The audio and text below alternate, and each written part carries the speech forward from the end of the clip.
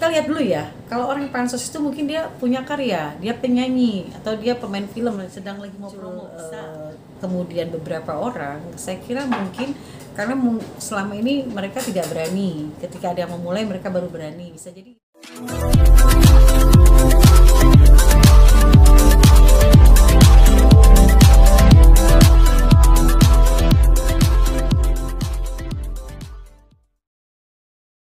Mbak itu banyak netizen yang bilang Mbak itu pansos atau enggak ini settingan. Oh iya? Sebenarnya settingan bukan sih Mbak ini? Ke saya? Iya. Kalau Mas Abud sendiri mungkin paham ya profesi saya itu apa. Artinya saya adalah orang yang belakang layar.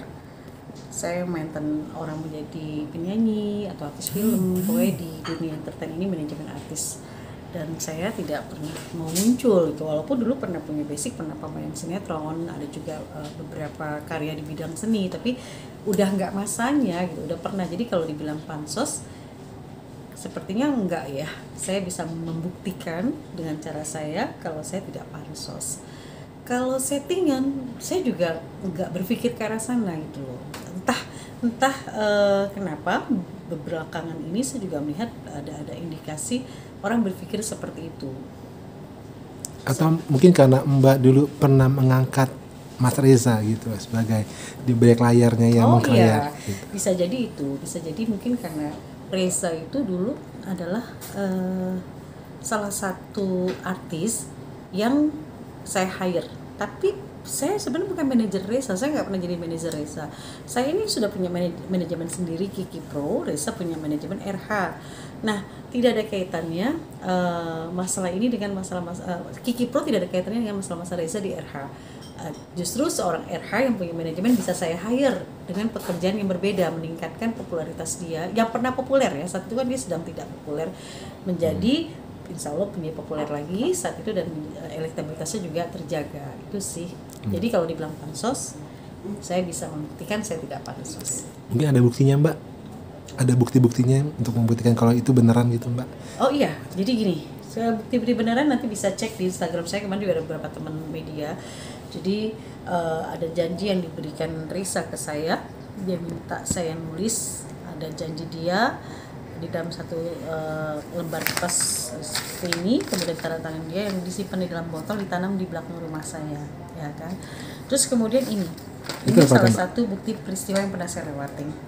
Ini sih sudah dibayarkan ya, tapi hanya mau bercerita bahwa peristiwa ini pernah ada, faktanya pernah ada. Jadi sejumlah uang 35 juta yang dibayarkan oleh Mas Kanu atas pertanggungjawaban yang harus dilakukan oleh seorang Reza yang lama, 35 juta dibayarkan secara termin 4 termin ya, bukan 6 termin, 4 termin. Oh, berarti ini kemarin Mas kan ceritakan ya? Ya, bukan 40 juta ya, tapi 35 juta. Sebenarnya saya juga sedih kalau boleh jujur, saya sebagai manusia, saya sebagai yang sudah pernah mengenal Reza secara dekat, menganggap dia sebagai adik. Situasi ini bukan saya senang, saya sedih. Tapi satu sisi lagi, saya rasa ini cara Allah sayang sama Reza, sayang sama kita semua untuk koreksi diri.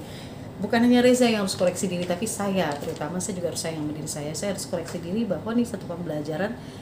Boleh trust sama siapapun, mau sahabat, mau saudara, tapi yang namanya urusan uang, ternyata memang kita harus punya komitmen ya. Saat kita memberi dengan tulus ya kasih aja, tapi saat kita ada bahasa meminjam, emang seharusnya ada hitam di atas putih gitu loh. Dan ini tidak pernah saya lakukan dulu saya sering kali kalau ada orang butuh uang transfer, ya udah transfer gitu. Bahkan tidak ada, kan ada tuh kalimat kalau kita m-banking di berita apa gitu, saya nggak pernah gitu. Kalau saya berpikir gini, ketika saya meminjam sama orang, saya akan bertanggung jawab mengembalikannya. Kalaupun terjadi ketelatan, kalau misalnya kondisi saya lagi sedang tidak ada, saya berpikir orang sama dengan saya. Jadi semuanya akhirnya menjadi satu koreksi buat saya. Saya harus lebih hati-hati, harus waspada, harus lebih bisa membedakan mana yang saya kasih, mana yang saya pinjamkan. Itu sih. Mbak, kalau melihat Reza sekarang, akhirnya banyak lagi orang-orang yang bermunculan yang mengaku pernah berurusan dengan Reza dan bermasalah juga. Yang speak up ya? Iya, speak up. Kalau saya speak up ini sebenarnya imbasan dari yang diawali oleh Mas Kanu ya. Nah, baru setelah itu itu pun karena saya di-tag di story IG. Dan kemudian saya bertanggung jawab, berkomitmen. Setelah saya speak up teman-teman media, saya tahu bahwa butuh pemberitaan yang cover both side, ya, berimbang. Jadi saya tidak mau lari dari tanggung jawab gitu loh. Udah berani membuka, kemudian setelah itu saya nggak mau diwawancara, itu saya merasa saya punya pribadi yang saya tidak bertanggung jawab lagi gitu. Saya harus terus mengikuti malah perkembangan berita ini. Dan kalau ada yang muncul kemudian beberapa orang, saya kira mungkin karena selama ini mereka tidak berani, ketika ada yang memulai mereka baru berani, bisa jadi itu. Jadi tolong netizen juga lebih cerdas melihat permasalahan ini. Saya kira orang yang mengalami kesulitan keuangan karena memang selama ini mereka juga mau nagih takut, butuh takut, mungkin mereka juga nggak penting untuk pansos ya.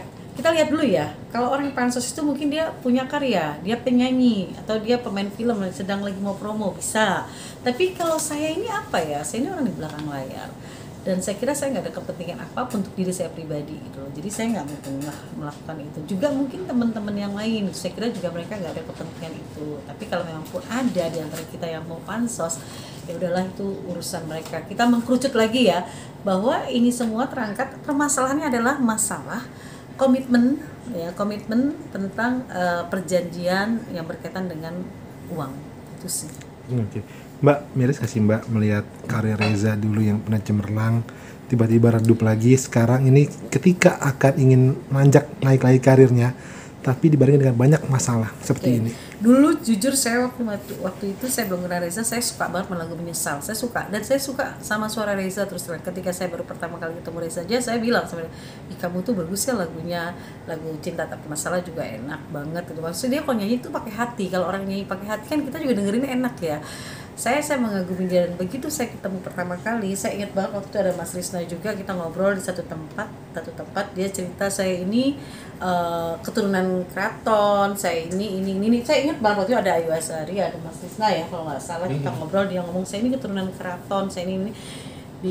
Kita bertemu di satu tempat, ada Mas Deddy Dukun juga, saya sempat menilainya, oh gitu loh, ya kan, oh gitu loh. Terus kemudian dia cerita juga tentang masa-masa kejayaan, kesultanan dia. Tapi kalau saya gini, kalau saya melihat orang, saya tidak perlu dengar cerita tentang dia siapa. Yang saya tahu, saya respect dengan dia beretitude atau tidak. Kekayaan orang itu dari attitude, sikap gitu. Jadi saya nggak perlu tahu background dia anak orang kaya, dia kayak nggak.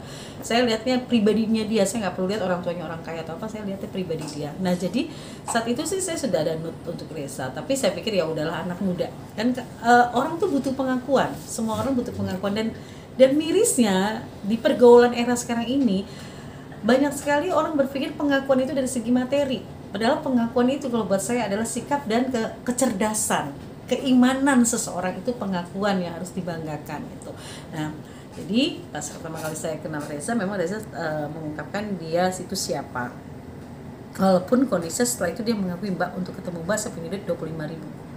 Ya saya miris memang melihatnya, dia yang pernah sukses, dia pernah jaya, kemudian harus menghadapi situasi ini. Ya kan tidak banyak orang yang bisa menghadapi situasi dari ada menjadi nggak ada itu dengan tenang gitu loh. Yang bisa memfondasi ketenangan kita ketika kita dari seorang yang sultan menjadi orang yang zero, itu hanya keimanan sih menurut saya. Jadi latar belakangnya adalah fondasi keimanan aja sih yang mesti dibenahi.